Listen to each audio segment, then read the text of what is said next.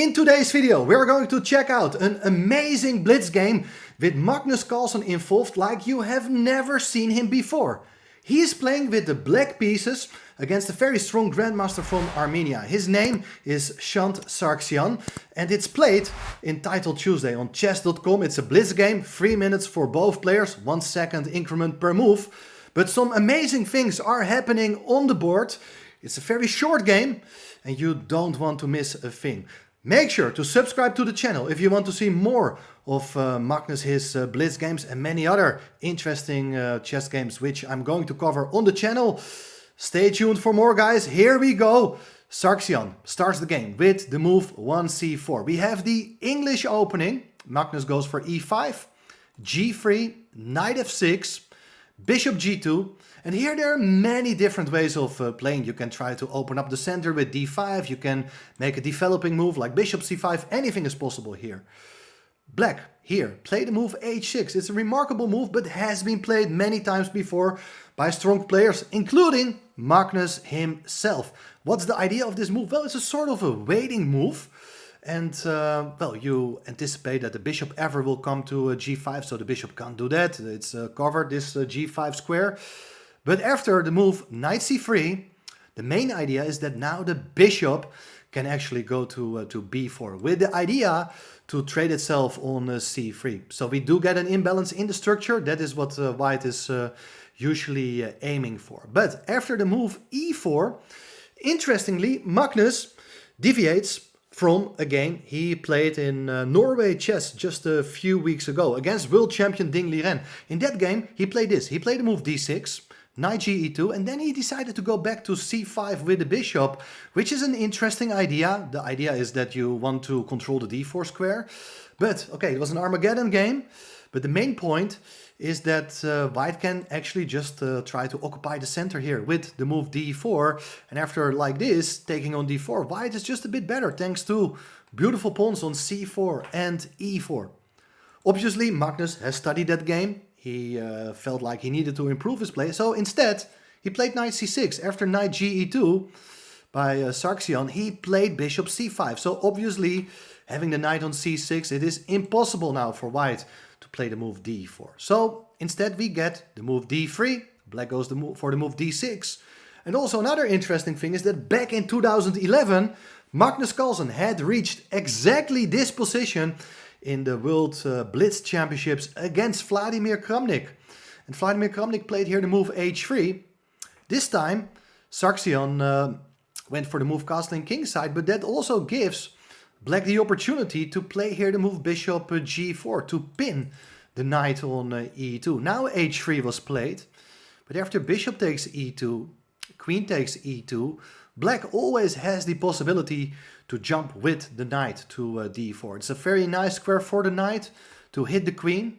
But okay, first Magnus played the move a5. He wants to secure the bishop. The bishop can always stay on this diagonal. You also control the b4 square. So black is trying to set up a nice blockade. Especially he is playing against that bishop on g2. With the pawns being placed on the light squares and the center is fixed, this bishop is in the long run going to be a pretty bad force for white. So white is looking for ways to generate some piece activity. And he played here the move king h2. So that the bishop is no longer pinning the pawn and white can launch his f-pawn. Knight d4, attacking the queen.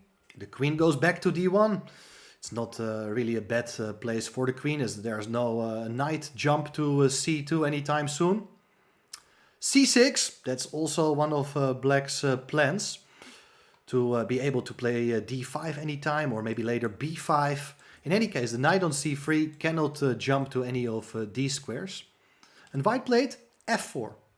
So that's interesting. That's the main idea of having the king on h2, so there is no problem facing this bishop on the a7 g1 diagonal. But there are other drawbacks. Look at this. Black played the move h5.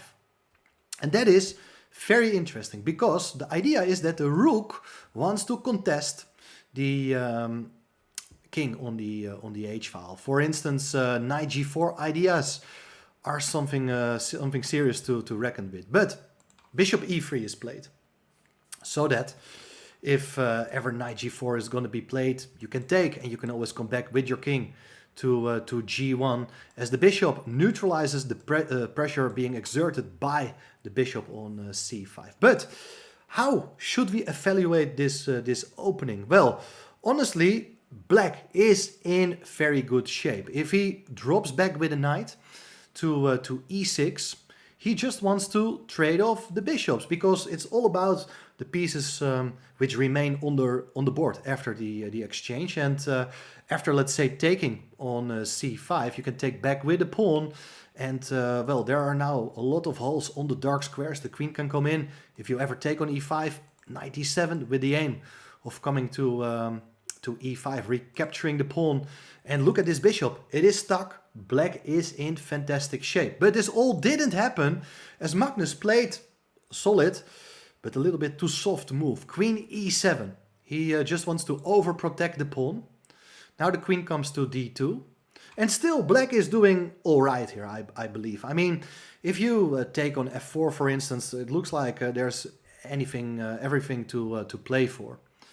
But after queen d2, knight e6 was played immediately. It's also interesting move with the aim of forcing the exchange of dark squared bishops. So positionally speaking, the ideal trade for black. But let's see how it works out. Bishop takes c5. You may recapture with the knight on c5, but Magnus is playing more ambitiously. He takes back with the pawn, so that there's an half open file. He's thinking about putting pressure later on against the backward pawn on d3. But white is capturing on e5, taking the pawn, hitting the knight goes to d7. We have already seen this scenario with the moves on, with the queens on d8 and d1. But now, look at this, guys. The board is set on fire by Sargsyan. This is an incredible moment in the game and a big turnaround, because white sacrifices the knight on d5. Brilliant idea. And this is actually a very well-known idea in a lot of openings, middle games. So the point is that white is at this point a pawn up. If you do accept the piece sacrifice, which was not what Magnus did, but it's very important for our understanding, then white really wants to recapture with the pawn, and then all of a sudden you have two fantastic pawns. You're about to regain the piece. If the knight comes to d4, you want to come forward with your d-pawn, so that you're hitting the queen, and then later on the bishop may come to d5, the rook can come to e1, and you feel very much intimidated by these two pawns. Maybe this is still playable, but it's understandable that Magnus doesn't want to enter these complications, especially having in mind the sort of play he had been aiming for. He just wants to calm game to play against white's poor bishop on g2. But therefore, Magnus, instead of capturing the knight on d5, he just goes back with the queen to d8. That's a good move, considering the situation on the board, but at the same time you understand that the move queen e7 is a sort of waste of time. Now black is thinking about taking on e5 on the next move and then try to consolidate his position. But white is first and played here the move rook f5, defending the pawn, not giving black the chance to entangle. And well, if you do take on d5, we have the same sort of scenario when white is getting two pawns for the piece with quite nice attacking prospects. Knight to d4 played. The knight hits the rook on f5, and the rook goes now to g5, threatening to take on g7. And Magnus can still consider taking on d5, but play the move g6. He's actually saying, okay, your knight is trapped, but also your rook can barely move. That is very, very unusual type of position, and it looks like white is in big trouble here. But white continues with rook f1.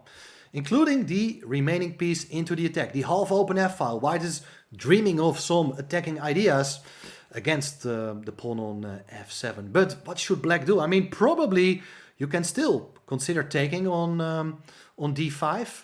And then maybe move the queen away or put a rook on f8. Try to consolidate your position. And at some point try to evacuate the king by castling queenside. But instead, Magnus, he wants to play for control. He doesn't like this kind of tricky positions. he dropped back with the knight from d4 to e6. So in this position, both the rook and the knight are actually hanging. But the game goes on. White played the move knight f6 check, and of course black wants to eliminate that knight. Knight takes f6, rook takes f6. So white no longer has to think about a knight on d5, which can be taken, but how about this rook on g5? That rook on g5 can just be taken, which was not done by Magnus. But if you take on g5, let's analyze this a bit.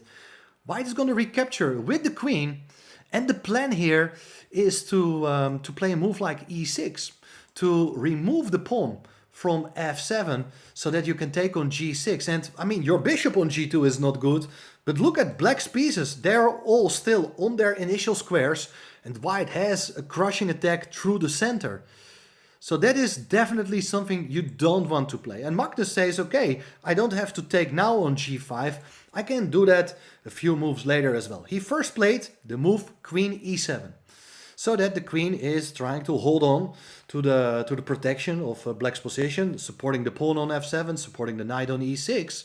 But here another very nice classy move by Sargsyan as he goes for h4.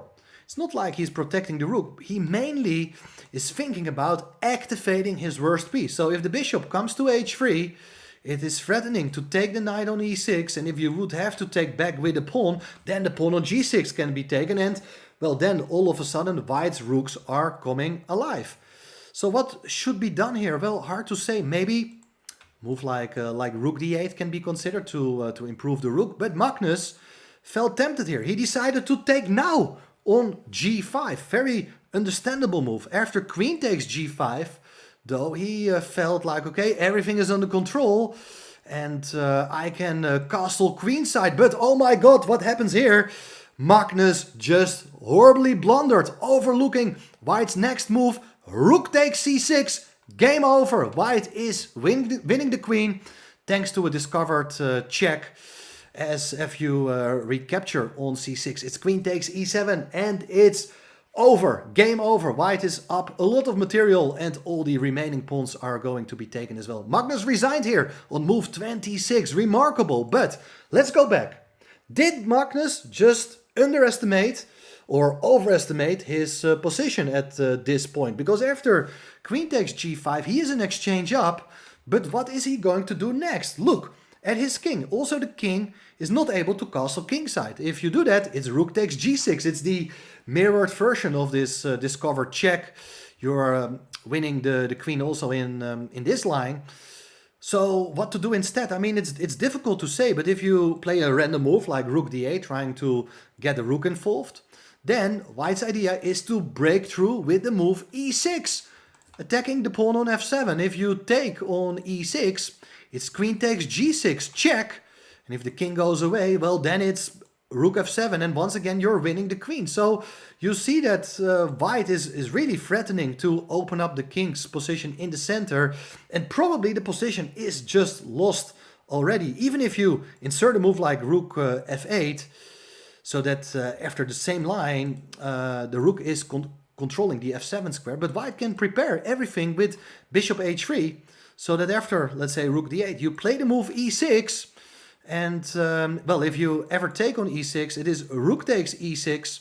And the queen is going to be lost. So there are a lot of problems here. And it once again shows that, well, these bishops, these bad bishops, they can come alive. And they can even become superior to the black rook. Well, fascinating game. Big blunder by Magnus. He had a much better position out of the opening if he would have played more precisely instead of this move queen e7. He could just have gone knight e6 right away, and it looks like black is in really good shape. But okay, it is a blitz game. Mistakes are made, but I thought it was a very instructive game. Let me know in the comments, what do you think of this game? Subscribe to the channel. Thanks for all the support, guys. And well, very soon, many more interesting games on this channel. Bye bye.